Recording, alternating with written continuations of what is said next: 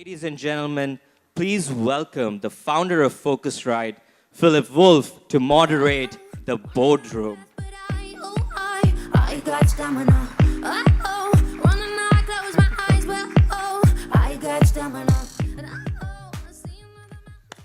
All the years on stage, I've never sat myself in the hot seat.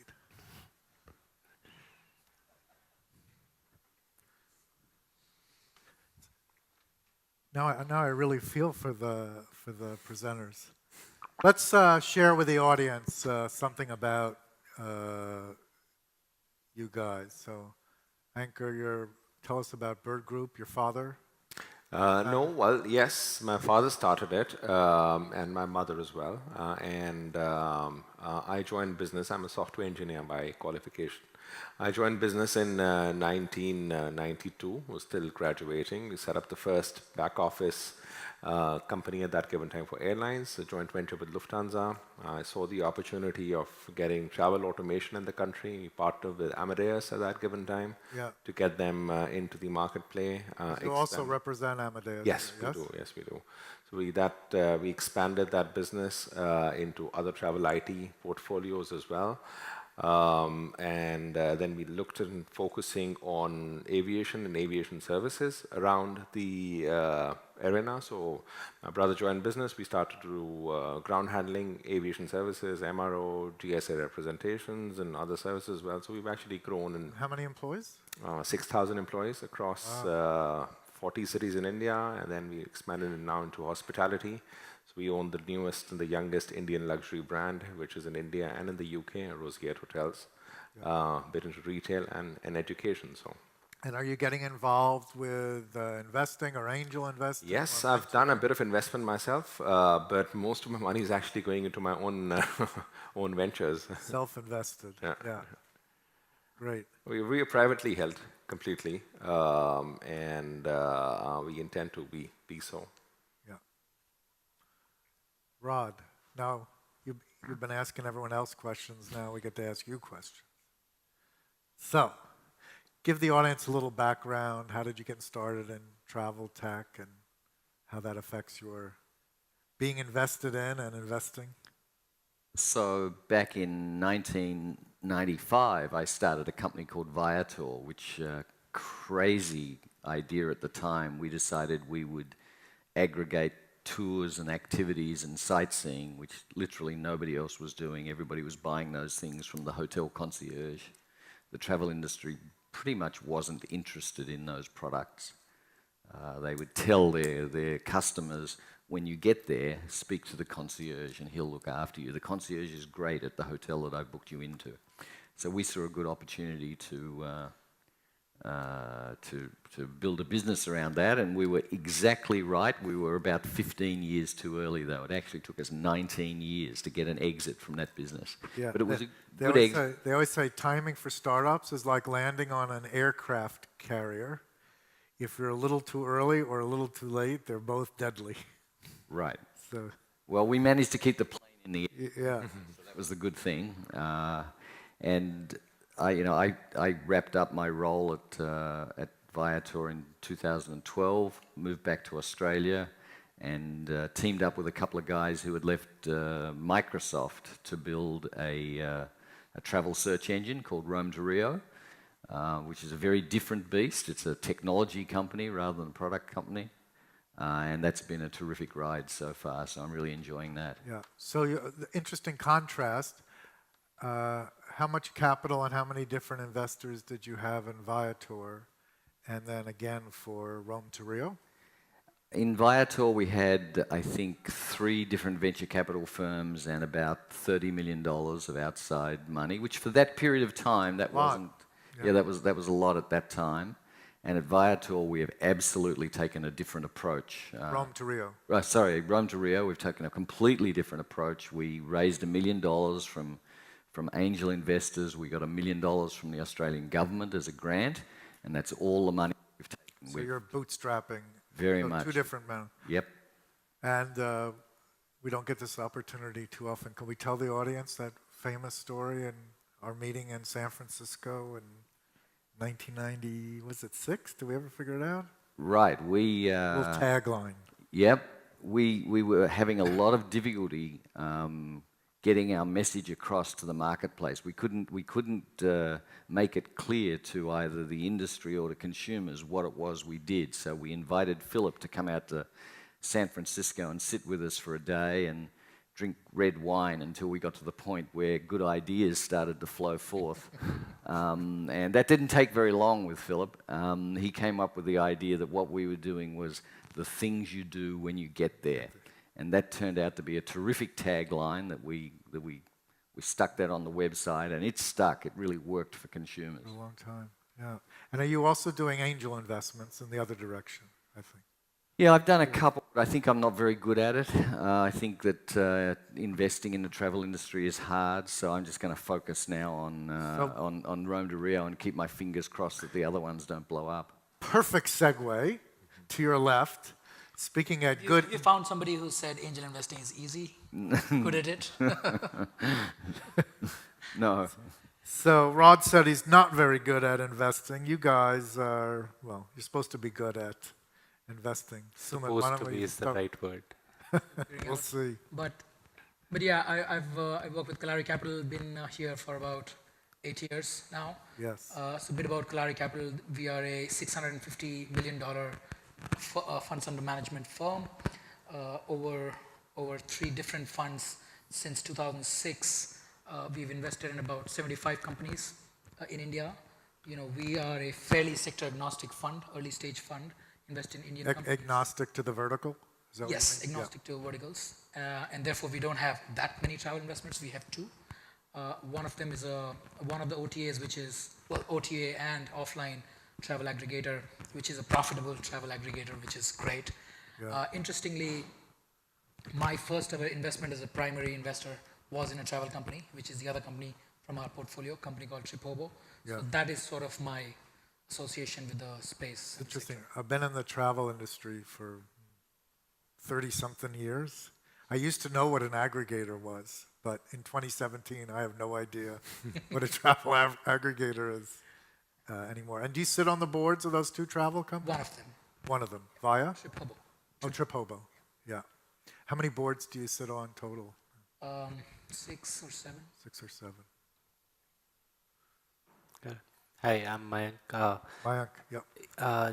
Joined SAIF about 6 years back. A little bit about SAIF Partners. We are a venture capital fund investing in India for about 15 years now. Got about $2 billion of assets under management. In travel, our first investment was Make My Trip and never looked back after that. That was Ravi. Yes. So for those of you who don't know, so I joined the board of Make My Trip with Ravi from, I think it was SoftBank called back then. It was SAIF, yeah, but Yeah. SoftBank. SoftBank Asia Infrastructure Investment Fund. Yep. Yes. So, Make My Trip obviously was a fantastic investment for us. Deep and team did a great think? job there. Yes. So that has kept us very excited about investment in travel space. Invested in 3 other companies after that. Ixigo, which is the largest travel meta search engine here. I invested in Tribo Hotels. They're a brand of budget hotels. And also invested in Travel Triangle, which is a holiday platform. Yeah. So very excited about travel space. Yeah, that's great. How many boards do you sit on? About 8. 8. And how many of those 8 are in the travel space? 2 of them, Tribo and Travel Triangle. So speaking of boards, the big question, what corporate governance, the way management and the board of directors and the shareholders all interact, it's like a triangle, I explain, of good checks and balances. Some companies take it very seriously and do it well, both public and private, believe it or not. And other companies, especially private companies, either don't do it well or amazingly don't do it at all or are dismissive about it, which always drives me crazy. But what could you share with the audience about the importance of good corporate governance and why it's meaningful and valuable to running a business and not just some esoteric legal thing, or not? Anybody? Well, I mean, as I mentioned, we are a privately held company, family held. The board constitutes of most of the companies between me and my mother, or me and my brother, or me and my father, or all four of us. But But you hold proper board meetings. we hold proper board meetings. We have a company secretary, and I think we've realized the value of actually doing that. Getting the management involved as well of that. We don't run our companies. I mean, obviously we get into companies to incubate, start, and then we have CEOs running our companies. So we do that on a regular basis, and I Do think those CEOs come and report at the board of directors meeting? they do that on the board meeting. They present and Yes. they report as well, and direction is then given on. So there is a structured presence Do around. you have that. any independent board directors? Not as yet, but we had some earlier, but at this stage we do not. But we are in a looking process of actually to look at that. But what I can say is that it just changes the dynamics of the futures, how we are looking into it, and I think it is very, very important to get that governance in.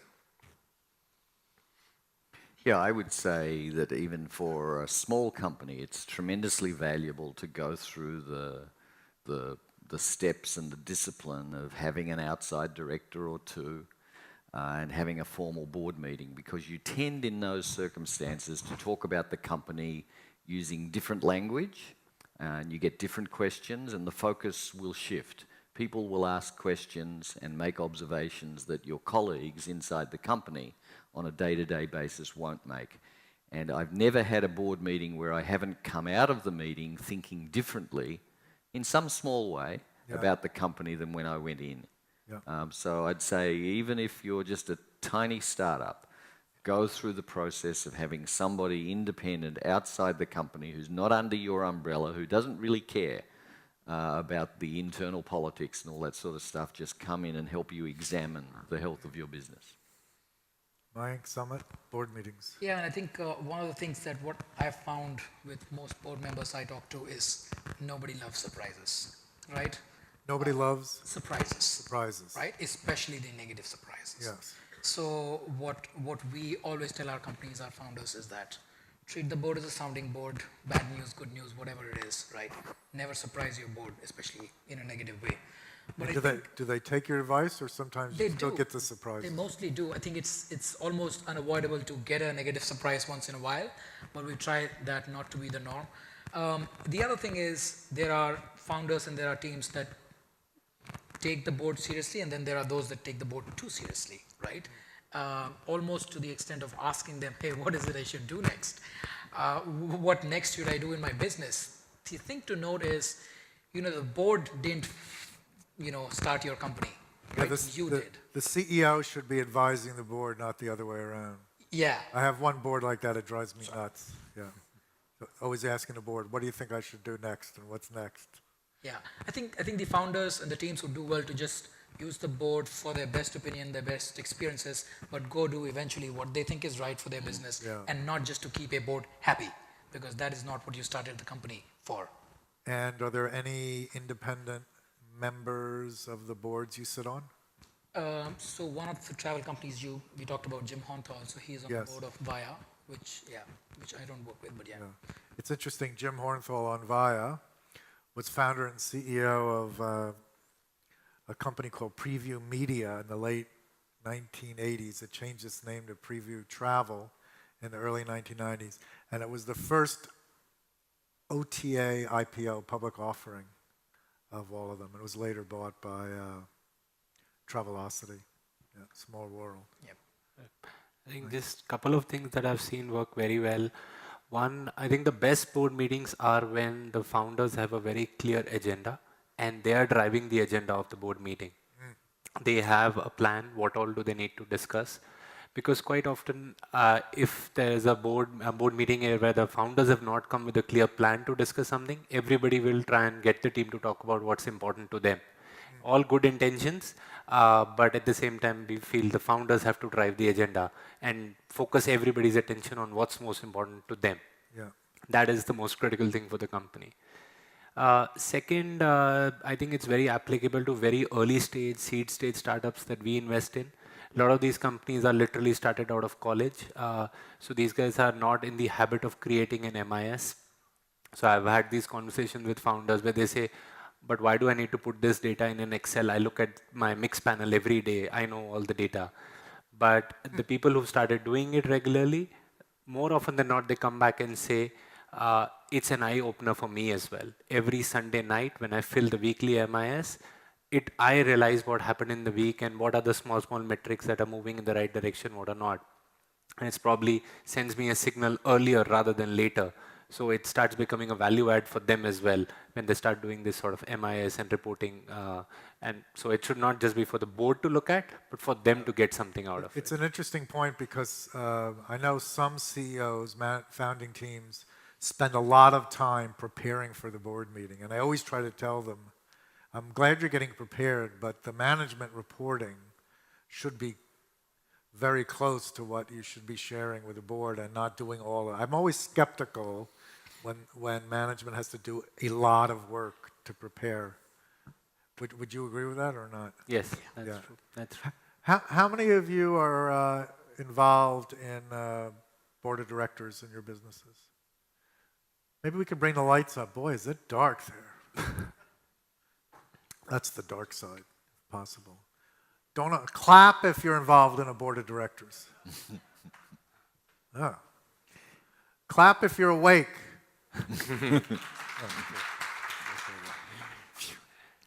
Yeah, even at Phocuswright, privately held business for 20 years, I did have a board of directors, 2 outside directors, and myself, and I was CEO, but I was not chairman. How do you feel about the CEO of the company being the chairman of the board? Well, I'm the CEO and the chairman, and I feel pretty good about it. Yeah. But Is it a good idea?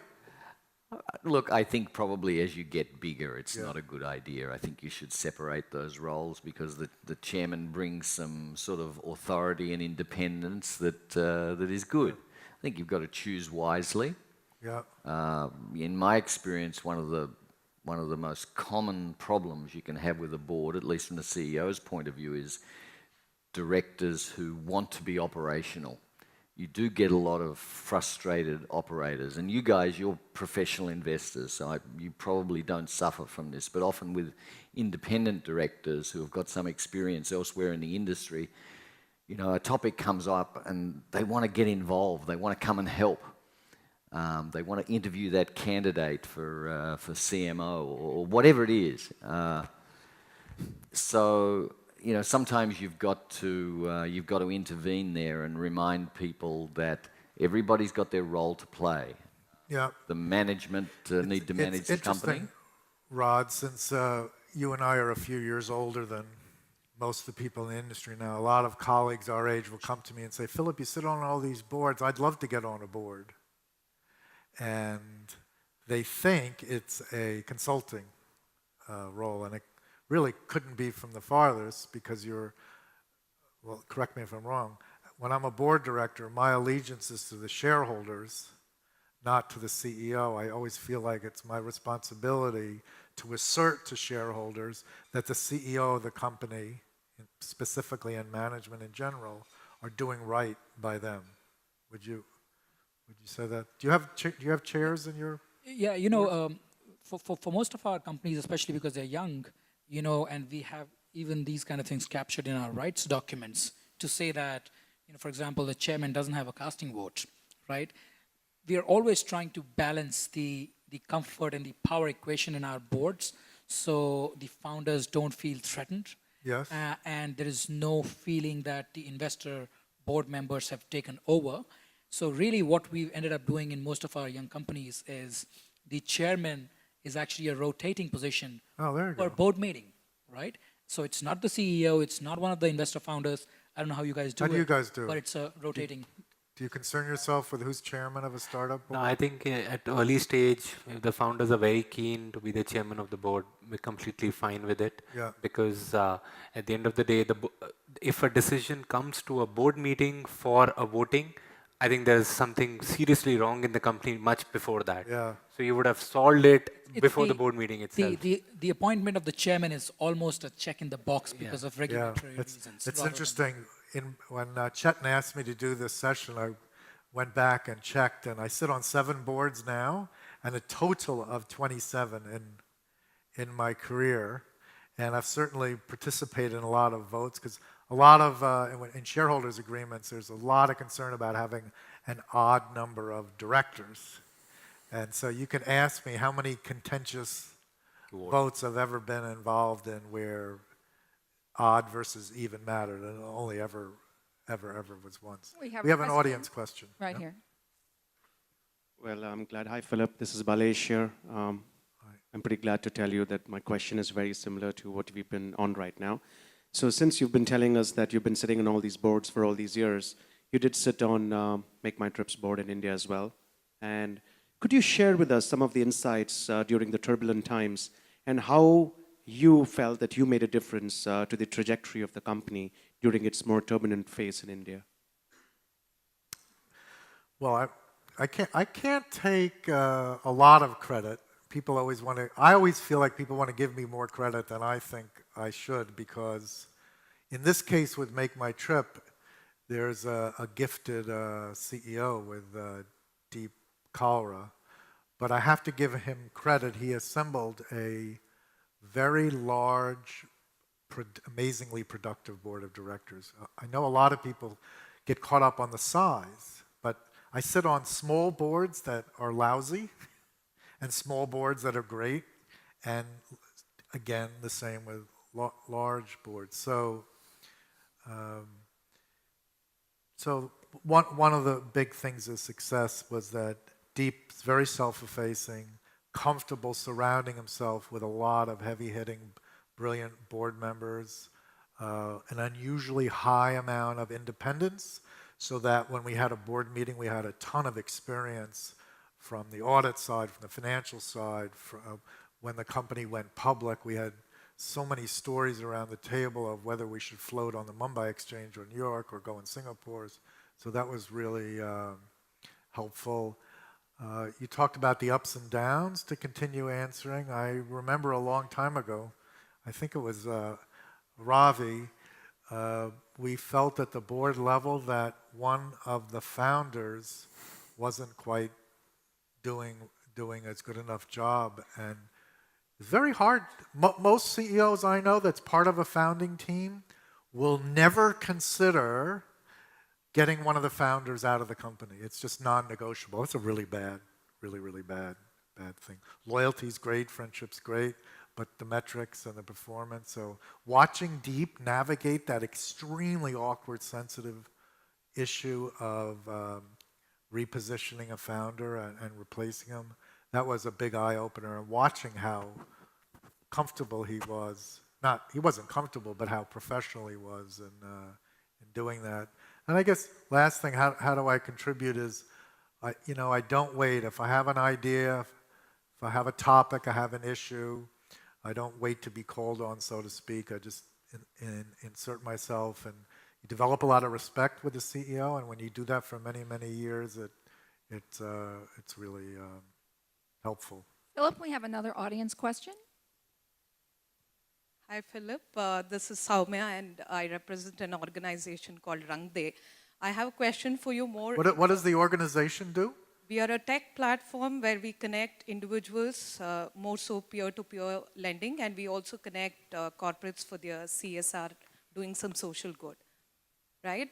My question is, I'm of the impression that board typically is keen on numbers, and that's why in most board meetings, there's a lot of battle in terms of why the numbers are not achieved, and I'm kind of keen to know if the board really plays or has a stake in helping organizations achieve those numbers, or they just play the devil's advocate of questioning why it's not done. I'm going to let the panel. So I do not agree with that premise that a board of directors is primarily focused on the numbers. But why don't you react to the question, and I'll chime in later. Anybody? I think the founders, from an investor point of view, it's better answered by founders, but I can tell you how we try and help our portfolio companies, besides just asking them the numbers. I do a lot of interviews for my portfolio companies. A lot of these are very young companies, so for them to attract the talent might not be the easiest. But when you put a name of a venture fund, it's probably easier for them to attract talent. So a lot of these are not interviews, but I am pitching the company on behalf of the founders to get that excellent CTO in, let's say. We make a lot of connections for them within our portfolio, our network, outside our portfolio, people who we know in the relevant space who could come in and help that company. There are sometimes people within our portfolio who become independent board directors on other companies, like Deep, for example, was a board of director on a couple of our portfolio companies. So these are some of the things where we try and actually help them. We can't get involved in operations because if that is the case, then I've not bet on the right team if the investor needs to get involved in operations. Yep. But wherever we can help, wherever the team asks for our help, happy to engage with them. So it's not just about asking numbers and why it's not delivered. We try and help also. Yeah, I think it's a very interesting question. Philip, you talked about why the board discussions need to be transparent. And there comes a time where, there are certain teams that are more, their board presentation is more a marketing presentation, right? i.e. it's not exactly what's going on in the company, right? I think numbers is where, the rubber meets the road, and there is no objectivity to that discussion. Very often... But not all of those numbers are financial numbers. They could be These are all kinds of numbers. Yeah. They're not financial numbers. And I think, sometimes teams are in denial, right? Or they don't want to accept the fact that there's something off with certain part of the business that they should openly be discussing, right? I think discussing numbers, metrics, targets, whatever, right? And it's not as if everything is in your control. Discussing those things are a start of a discussion on what's going right, what's going wrong. Those are very important discussions to have. And, you can't just have discussions without the basis of facts and data, which I think is the beginning of numbers. Yeah. Ankur, Raj, would you agree with Gal's premise? Board's mostly focused on financial? No, I'm with you. I completely disagree. I know at our board meetings, first slide is about the financial picture. We do that in about 60 seconds, and then we move on to the big thing, which is the strategy and tactics and the health of the business generally. And I think even if there was a problem with the numbers, we'd really quickly get past the numbers and try to figure out what was wrong with our strategy that was causing the numbers to be wrong. Yeah. I think that's perhaps a misguided version of what happens in the boardroom. I would imagine at Bird it's a little different, though. You have a lot of mature it just starts, obviously, as any board meeting, he said, starts with numbers, but that just sort of flips instantly to strategies, to directions, to other things, almost immediately. But, I think what has also happened in India, from an India perspective, is that the company law has changed considerably in the last couple of years, and the liability to directors and board members has become extremely, extremely rigorous. So when we look for independent directors as well, I think it's not easy to actually get real right people. I've had enough D&O policies in my life. Absolutely. And I think it's become, I'm actually I'm a director, and there's a limit now, 25 companies, and I'm on 25 companies. But Bird owns 25 companies? We own more than that, actually, more than SPVs and put together. But when you look at that figure of actually, the liabilities and all on coming there with the board, I think it's... So in summary, I would answer your question this way. It depends on the organization and how it's backed. And there's lots of categories, but here's 4 to think about. If you're venture capital backed, if you're private equity backed, if you're privately held or a public listed company or a nonprofit, those 5, PE, VC, private, listed, or nonprofit, the way the board operates and focuses, I find, is very different.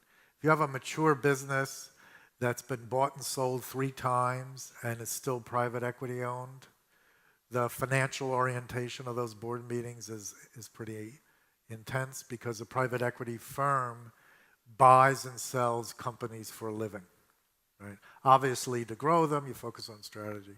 But coming after the Dragon session with the startups, where you either have bootstrapped startups, as we saw, or venture capital or seed capital backed businesses, the board meetings better not be focused on financials because you need to build a product and customer experience first and learn how to measure if the user engagement is good, or said differently, you're creating a new dog food, and it's much more important to measure if the dogs like the dog food as opposed to how much you can sell the dog food for and what does it cost. No? Simon, are you going to ask? I have a question, yeah. Absolutely. Should I start sweating now? No, absolutely. To the panel, we're at the battleground of Phocuswright, and we're talking about innovation. And you guys have, especially from the investment side, I've seen tons of pitches and technology. And I would like to find out from you guys what makes you exciting. I mean, travel is a huge vertical in the online space, right? Has seen a ton of innovation.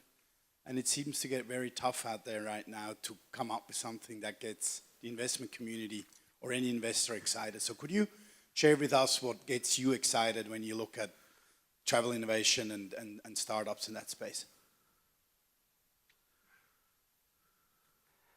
Has it been a long time since you've been excited for a new pitch? I think on travel, it's a pretty mature industry. A lot of innovation has happened. Not to say more will not happen. I think the market size in most of these sub-verticals within travel still is pretty big. So that sort of question gets answered for us at the first go. That is a big market? More often than not, yes, it's a big market. Second, I would say, when we meet these teams, what we look for is, are they bringing any sort of unique insight to the table? Are they telling us something about the market that we don't know? That they've actually gone down into the market, experienced the current conditions for themselves, and said that here is how technology can actually help improve the customer experience, help improve the supplier experience, or whatever it is, right? There has to be some unique insight that they have to bring to us. It should not be like there are 20 other startups trying to do very similar things. It doesn't bring about any differences. A version I have that is when a company's pitching and they start describing what they do. Oh, we are a SaaS platform, B2B. We're the only one with a so-and-so trade platform with technical and I'm sitting there going, what? Yeah. Why are you existing? What problem are you solving? I think it's the insight on the market that has to be there first, and then how they're solving it comes later. More often than not, people are just building a product, but it's not obvious to them that who's their user, why will they use it, what are they doing right now that is broken, how they're making like a material difference to the users. I think that is what will get us excited. Sumit, following up on Simon's question, another version of that. What's the dumbest decision you made? In other words, company pitched, you analyzed it with your team, you decided not to invest, and afterwards, X years later, you wish you had. Ever happen? Of course it happens. It's going to be a while if I answer that. The number of, the anti-portfolio questions. But do right? you have one recently? You go, oh man. Not one really? recently. We saw Ola as one of the companies and decided not to invest. So that was pretty painful. Yeah. Did you pass on Ola? Yes. Do you regret it? Yes, of course. It's a big business. It's a big brand. They've done a fantastic job in India. They've created a global business. So help the audience understand what happened during the pitch that made a lot of smart investors. You two were not the only ones. I've done this with Airbnb. There were 42 VCs that passed at some point on Airbnb. What is it sometimes about a pitch that makes smart investors say no, and then they wind up being wrong?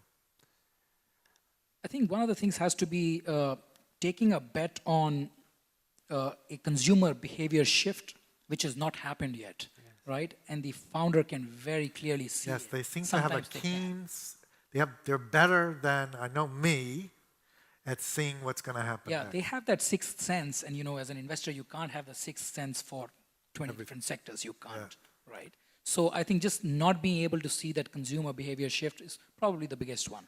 And so what are the surrogates, since people like me are not that good at it, what are the surrogates? What do you look at to help you figure out if this young CEO that's pitching me thinks that there's going to be this behavioral trend in the marketplace? I don't think it's going to happen. I'm not even sure I understood what he just said was going to happen. But how do we figure out if he might be onto something? I think the issue that wherever we've said no to and realized later that this was a great investment, I think the common trend I've seen is that those are all market creation businesses where market does not exist today and you're going to create that market. So when, for example, like Ola, when they were talking to people, everybody would ask, how many people take taxis to travel within a city? Because taxis did not exist. That's why nobody took taxis. So it's a market creation that you're doing. I think those are the toughest ones for you to take a bet on. And I think that's where one has to see, is there a latent demand? Are people troubled by traveling in auto rickshaws? And it's not easy. We've all done those mistakes, but those are the toughest ones, I think. The best training I've had in that is the famous chairman, founder of Sony, I forget his name, but he invented the Walkman against everybody's advice, internally and externally. And I would say, so I'm 60 now, if you ask me for the 5 most important new products in my life, I have to put the Walkman there because that made music portable, and that led to the MP3 files, and that led to the whole iPod, which was just. But it's worth reading to keep answering Simon's question. Something was going on in that guy's head that we can never get too good at that, right? So, Philip, another side of this, though, is a behavior that we see over and over again at these innovation summits, which is more of a lamentable behavior, which is that it's often engineers who are guilty of this. They come up with an idea and they conceptualize it, they wireframe it, they build half of it. And for some reason, which is inexplicable to me, they don't do the necessary due diligence. They don't go onto the internet or ask a bunch of people in the industry, is there somebody doing this or have others done exactly this before? And some of them even will raise money for their friends and family and get a bunch of credit cards, and all of a sudden they're $100,000 into this thing and they turn up at one of these summits, and we've seen it 20 times before. Yeah. And it just seems there's a psychological block that will stop them being their own devil's advocate.